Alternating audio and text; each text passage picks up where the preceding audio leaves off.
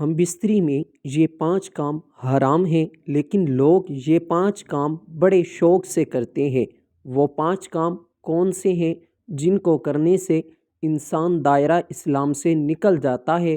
یہ 5 کام ایسے کام ہیں جن کے کرنے سے نکاح بھی ٹوٹ سکتا ہے۔ نبی کریم صلی اللہ علیہ وآلہ وسلم نے فرمایا، جو شخص یہ 5 کام کرے گا وہ بسم اللہ الرحمن الرحیم السلام علیکم ورحمۃ اللہ وبرکاتہ۔ محترم ناظرین، اسلام میں ازدواجی تعلقات کو محبت اور سکون کا ذریعہ قرار دیا گیا ہے، لیکن ان تعلقات کے لیے کچھ حدود بھی مقرر ہیں۔ حیا اور فطری طریقوں کی پابندی ازدواجی زندگی کو برکت اور پاکیزگی عطا کرتی ہے۔ غیر شرعی اور حرام طریقے نہ صرف گناہ کا باعث بنتے ہیں بلکہ تعلقات میں بھی سکونی پیدا کر سکتے ہیں۔ مسلمان جوڑوں کو چاہیے کہ وہ ان حدود کا احترام کریں اور اپنے رشتے کو اللہ کی رضا کے مطابق مضبوط بنائیں۔ ناظرین، خاوند اور بیوی سے متعلق کچھ معلومات آپ کے سامنے پیش کرنے جا رہا ہوں۔ تمام دوستوں سے گزارش ہے کہ میری ویڈیو کو مکمل دیکھیے گا۔ محترم اسلامی بھائیوں، آپ سے بیوی کے تعلقات میں کچھ ایسے ایمان ہیں جن کو ہم معمولی سمجھتے ہیں، جو شریعت میں سنگین جرم ہیں۔ کبھی کبھار لگتا ہے یہ بے حیائی کی باتیں ہیں، لیکن یہ بے حیائی نہیں ہے بلکہ یہ شریعت کا علم ہے۔ ہاں، اگر ہم اس طرح کی باتیں اپنی خواہش کے مطابق کریں تو یہ بے حیائی ہے۔ نمبر 1، گناہ جس کو میاں بیوی کے تعلقات میں معمولی سمجھا جاتا ہے وہ یہ ہے کہ بیوی کا اپنے شوہر کو ہم بستری سے انکار کرنا، اپنے شوہر کو اپنے نزدیک آنے سے انکار کرنا۔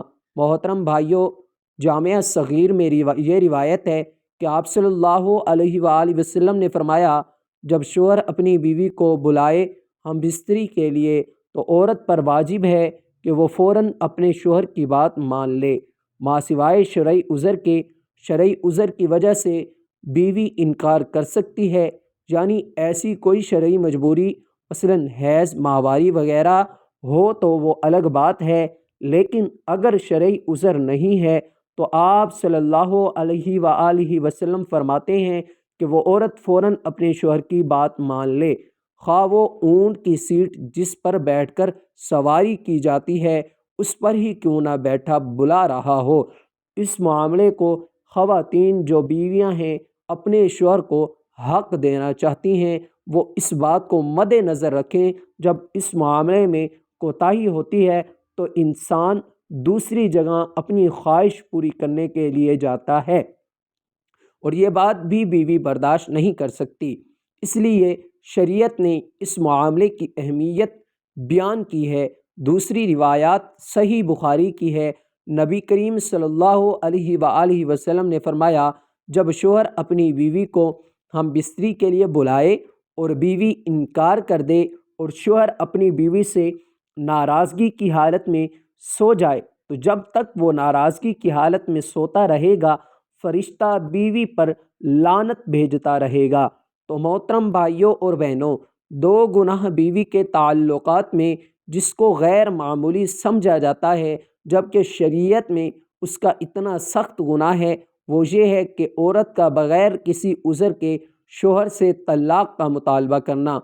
صحیح جامعہ صغیرہ کی روایت ہے، آپ صلی اللہ علیہ وآلہ وسلم نے فرمایا، بغیر عذر کے خلا لینے والیاں اور اپنے شوہر سے چھٹکارا حاصل کرنے والیاں اگر اجاڑنے والیاں یہ اس امت کی منافق ہیں۔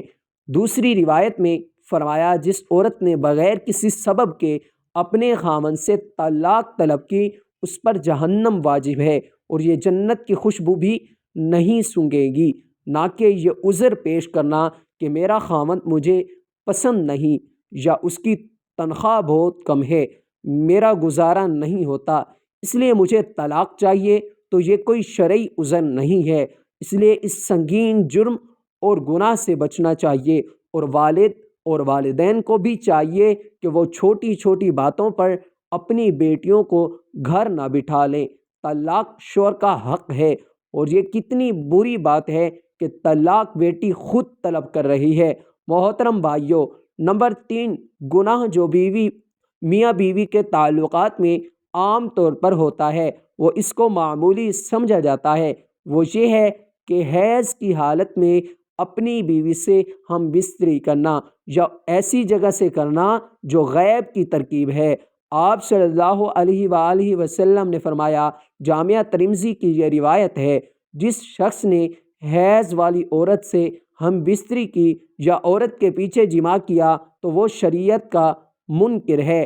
اس لیے شریعت کا انکار کیا ہے۔ جس نے یہ عمل کیا اس کے لیے شریعت نے کفارے کا حکم دیا ہے، اور یہ بہت سنگین جرم ہے، لیکن اس کو لوگ سمجھ ہی نہیں پا رہے، اور اس بات کو کوئی سیریس لینے کو تیار نہیں کہ نکاح سے پہلے اس کے آداب اور ازدواج زندگی سے متعلق سیکھا جائے گا۔ دنیا میں جہاں ہر چیز کی ٹریننگ ہوتی ہے، وہ ہم لوگ بڑے فخر سے کرتے ہیں، جناب ہم بستری کے بعد سونے سے قبل وضو یا غسل کرنا لازمی ہے، لیکن جب بات شریعت سیکھنے کی ہے تو وہاں کیا ہے جس کی ہمیں شرم آ رہی ہے؟ دنیا کی بے حیائی میں شرم نہیں آتی، لیکن شریعت سیکھتے ہوئے یا شریعت کی بات کرتے ہوئے ہمیں شرم آتی ہے۔ 4 گناہ میاں بیوی کے تعلقات میں جس کو معمولی سمجھا جاتا ہے، وہ یہ ہے کہ کسی غیر محرم عورت کے ساتھ اکیلے میں ملاقات کرنا یا کسی غیر محرم عورت سے ہاتھ ملانا، یہ بہت سخت گناہ ہے۔ نمبر 5 گناہ ہم بستری کے دوران قبلہ رو نہ رہے، یہ احترام قبلہ کے خلاف ہے، لہذا اس کی طرف نہ منہ ہو نہ پشت۔ نبی کریم صلی اللہ علیہ وآلہ وسلم نے فرمایا، جامعہ ترمذی کی روایت میں ہے، جب کوئی آدمی کسی غیر محرم عورت کے ساتھ تنہائی میں ملتا ہے تو وہ 2 نہیں ہوتے، تیسرا ان میں شیطان ہوتا ہے۔ اور آپ صلی اللہ علیہ وآلہ وسلم نے فرمایا، تم میں سے کسی شخص کے لیے کیل لے کر اپنے سر میں ٹھوک لینا زیادہ بہتر رہے گا بجائے اس کے کہ وہ کسی غیر محرم عورت کو چھوئے۔ اور ہمارے ہاں یہ علمیہ ہے کہ چھونا تو ایک معمولی بات ہے، یہاں تو پورا ہاتھ ملایا جاتا ہے۔ ایک بار ایک خاتون جس کو شریعت کا علم نہیں تھا، وہ مدینے آپ صلی اللہ علیہ وآلہ وسلم سے بیعت لینے آئی اور آپ صلی اللہ علیہ وآلہ وسلم کے آگے اپنا ہاتھ بڑھایا۔ آپ صلی اللہ علیہ وآلہ وسلم نے فوراً ہاتھ پیچھے کر لیے اور فرمایا، محمد مصطفیٰ صلی اللہ علیہ وآلہ وسلم کسی عورت کے ننگے ہاتھوں کو دیکھنا بھی پسند نہیں کرتے۔ آپ صلی اللہ علیہ وآلہ وسلم نے اپنا چہرہ مبارک پھیر لیا۔ حضرت مخمر بن حیدر رضی اللہ تعالیٰ عنہ فرماتے ہیں، میں نے عرض کی، یا رسول اللہ صلی اللہ علیہ وآلہ وسلم، میں کئی مہینے پانی والے علاقے سے بہت دور رہتا ہوں جبکہ میری بیوی میرے ہمراہ ہوتی ہے، کیا بیوی سے ہم بستری کر سکتا ہوں؟ آپ صلی اللہ علیہ وآلہ وسلم نے فرمایا، جی ہاں، اگرچہ تم 20 سال پانی سے دور رہو تب بھی ہم بستری کر سکتے ہو، اور غسل کے لیے تیمم کر لیا کرو۔ دعا ہے کہ اللہ رب العزت ہم تمام مسلمانوں کو شریعت کے مطابق ہم بستری کرنے کی توفیق عطا فرمائے، آمین سم آمین۔ اگر میری ویڈیو پسند آئی ہو تو ویڈیو کو لائک اور چینل کو ضرور سبسکرائب کر لیجئے گا تاکہ مزید اسی طرح کی معلوماتی ویڈیو کا نوٹیفیکیشن آپ کو بر وقت ملتا رہے۔ شکریہ۔ السلام علیکم ورحمۃ اللہ وبرکاتہ۔